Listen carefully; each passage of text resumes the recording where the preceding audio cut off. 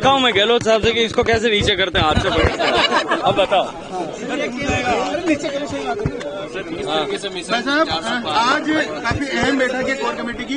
लोकसभा चुनाव कुछ ही महीने बाद है, कुछ ही समय बाद है। किस तरह देखते हैं इस बैठक को और क्या आगे की रणनीति रहेगी? देखिए, मैंने पहले विधानसभा चुनाव के समय में भी कहा था कि भारतीय जनता पार्टी केवल चुनाव के समय चुनाव के लिए काम करने वाली पार्टी नहीं है। हम सामाजिक सरोकार के विषयों से लेकर के सभी राजनीतिक मुद्दों पर समाज को चेतन करने, जागृत करने, समाज को साथ लेकर के काम करने का वर्ष पर्यंत 365 दिन काम करते हैं।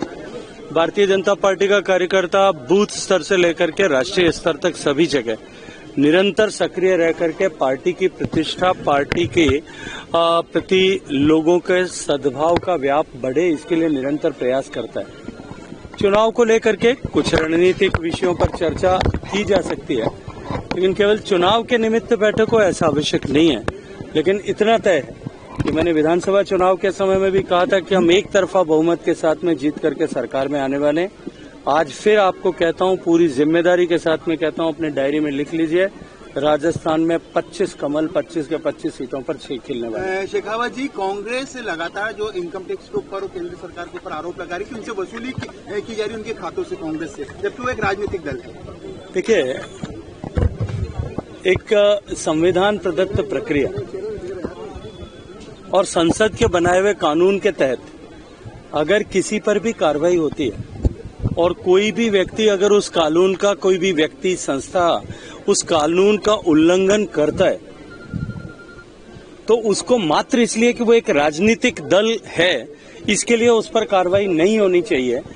ये प्रश्न मैं आपके और आपके दर्शकों के बीच में छोड़ना चाहता हूं कि वो ये तय करें कि क्या किसी भी राजनीतिक दल को, कि मात्र वो राजनीतिक पार्टी है, उसके कारण से, उसके चलते हुए कानून से ऊपर उठ करके और काम करने का अधिकार है। लास्ट सवाल, राहुल गांधी धौलपुर आ रहे हैं, 25 तारीख को उनकी यात्रा आ रही है, किस तरह क्या? चलिए, पिछली बार भी आए थे यार, क्या हुआ था आप लोगों ने देखा था। चलो मित्रों। हाँ।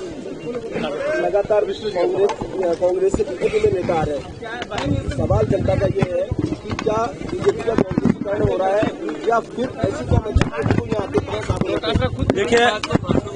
देखिए, एक विषय आपको मैं जो है आपके संज्ञान के लिए कहना चाहता हूँ। सामान्यतः कई बार बातचीत में लोग बाग कहते हैं कि ये आधा गिलास भरा हुआ है या आधा खाली है। ये देखने का नजरिया होता है।